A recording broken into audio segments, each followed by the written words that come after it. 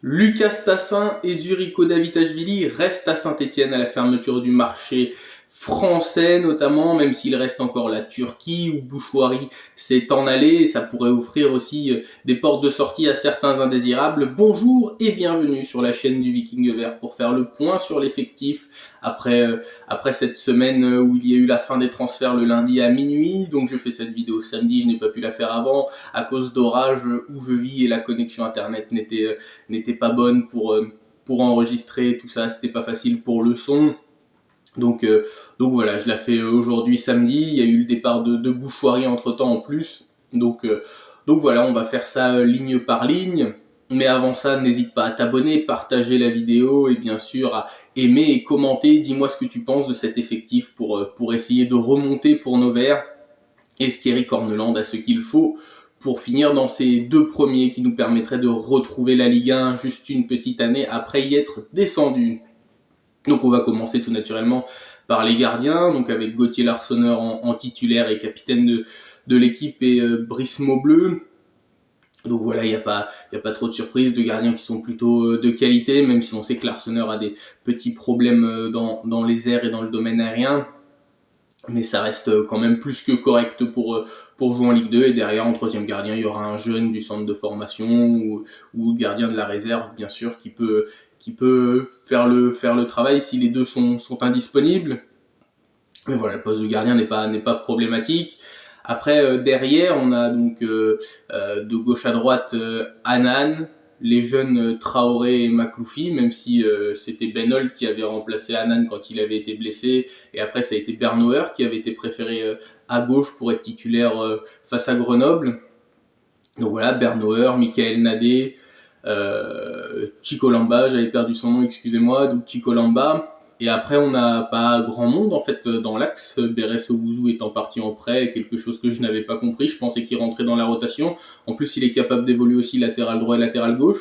Donc ça, pour moi, ça aurait été mieux de le garder, Beres Obouzou. Et puis à droite, il y a Stojkovic, Ferreira plutôt en titulaire, Stojkovic en doublure, Apia, Masson n'est toujours pas parti. Donc sur les latéraux, et bien finalement si Masson reste, et ben Masson peut jouer aussi à gauche, alors à voir dans quel état d'esprit il est au club vu qu'il faisait partie des indésirables, et Denis Sapia voilà, il jouera sans doute peu cette saison. À voir comment cela est fait, mais on voit que de ne pas avoir gardé Petro pour être central gauche, et ben peut-être que c'est Bernauer qui va remplir ce rôle de doublure un peu de Hanan et de Nadé Lamba. Mais je pense qu'il manque un défenseur un peu polyvalent comme l'était Léo Petro pour avoir un bon turnover dans l'effectif quand il y a des blessés, tout ça. C'est toujours important d'avoir des remplaçants de qualité. Et puis au milieu de terrain, il y a Jabber, Tardieu, Mouefek. Et après, c'est Gadegbekou. El Jamali peut le faire. Boaké, je pense, peut jouer aussi axial en pointe haute. Mais sinon, ça fait peu avec le départ de Bouchoirie finalement. Parce on a vu que quand Jabber et Mouefek ne sont pas là, c'est Gadegbekou et El Jamali qui sont obligés de jouer. Et c'est peut-être un peu juste encore, même si de mettre les deux ensemble, même s'ils ont fait un bon match face à Grenoble, on sent que ça reste des jeunes joueurs et il va falloir qu'ils arrivent à se mettre dans le rythme. Donc je pense qu'il nous manque un milieu de terrain. Alors apparemment on serait sur une piste en joker. Alors je sais pas comment ça va évoluer de ce côté-là, mais je pense qu'il manque un milieu de terrain pour la rotation. Et puis il y a le cas Ekwa qui est particulier. Alors selon les dernières informations, c'est Saint-Etienne qui a formulé une offre de dernière minute avec Sunderland. Le joueur avait accepté un contrat s'il y avait l'option d'achat, il y a une baisse de salaire, etc. Alors, qui est en tort, visiblement, Sunderland, Saint-Etienne se sont accordés sans forcément avoir l'aval du joueur, et c'est quand même problématique que si toutes les parties ne sont pas d'accord. Donc je pense que c'est pas terrible. On va en reparler en fin de vidéo sur comment s'est passé ce mercato.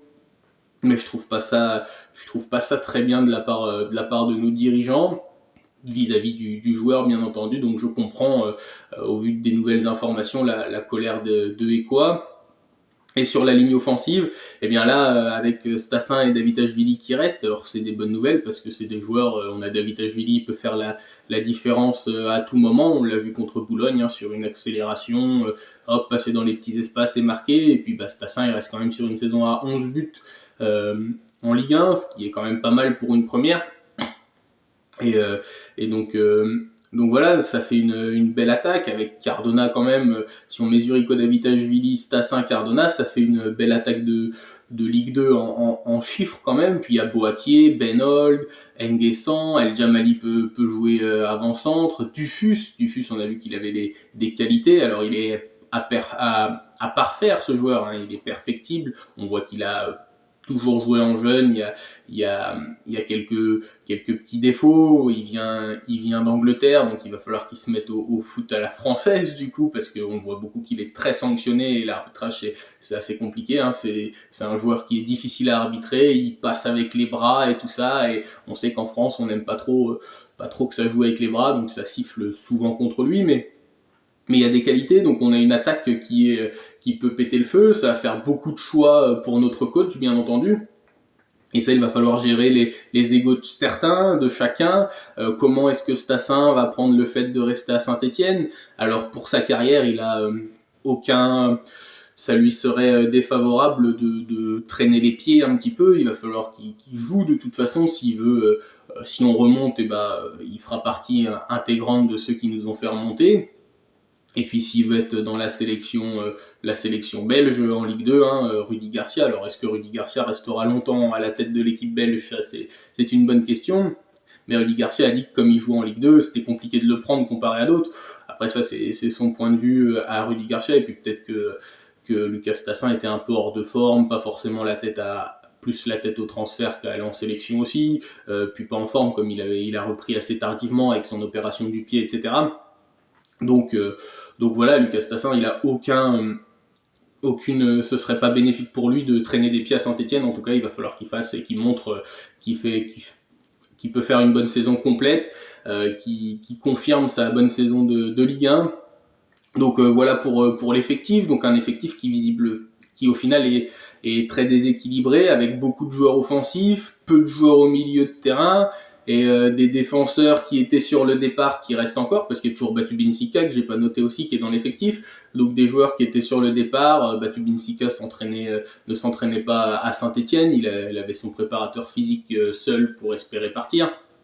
Donc voilà, comment est-ce que quand tout le monde va revenir définitivement à la fin des derniers mercatos encore ouverts, comment est-ce que ces joueurs-là qui étaient censés partir vont réagir? Comment est-ce que ça va se passer? Ça, c'est une question en suspens, mais il y a un gros trou au milieu de terrain, je trouve.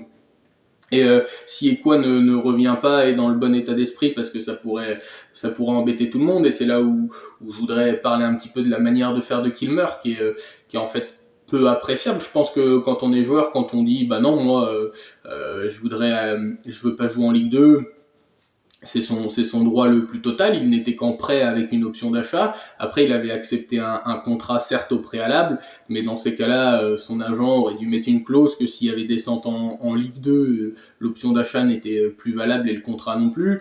Sunderland, eux, avait dans les plans de garder Ekwa au départ, puis ils ont trouvé d'autres joueurs, donc ils se sont dit Saint-Etienne veut Ekwa, on va leur vendre, comme il y avait ce contrat.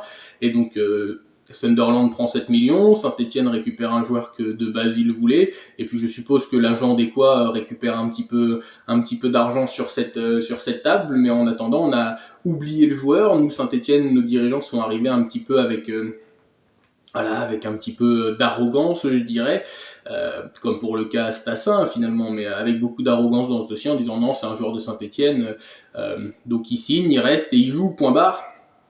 Et on sait que dans le football moderne, ça peut être préjudicial pour beaucoup de choses, parce que quand vous avez des dirigeants comme ça, bah voilà, tel joueur comme Ekwa, il signe un contrat et on le fait un peu dans son dos, et bah il y a potentiellement des joueurs que vous voudrez recruter qui vont se dire ah, attendez, signer à Saint-Etienne, si on signe un contrat de 3-4 ans, ça peut vite devenir une prison.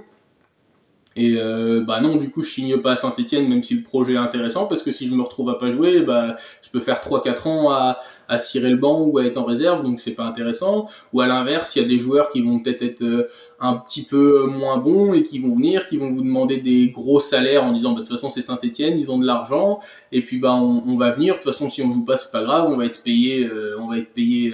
va avoir un parachute doré à Saint-Etienne, on va être bien payé et puis si de toute façon on n'est pas content, ils vont nous garder pendant 3-4 ans et 3-4 ans je suis tranquille financièrement, j'ai pas besoin de chercher de club, donc ça peut mettre des difficultés dans les négociations et puis même par rapport aux autres clubs, par exemple un joueur, on va prendre un exemple qui vaut 5 millions, et bah peut-être que le club qui va le vendre, il va dire ah bah attendez, vous êtes Saint-Etienne, nous on vous le vend 15-20 millions d'euros, hein, on vous a vu avec Stassin ou le Paris FC proposer 27 millions d'euros, je crois avec les bonus, vous en avez demandé à peu près 40 millions, donc bah nous on fait pareil avec vous en fait, donc ça peut compliquer de faire de cette manière, je pense, les échanges avec les autres clubs et les joueurs parce qu'on se méfie des gens des fois un petit peu comme ceux-là qui arrivent avec beaucoup d'arrogance.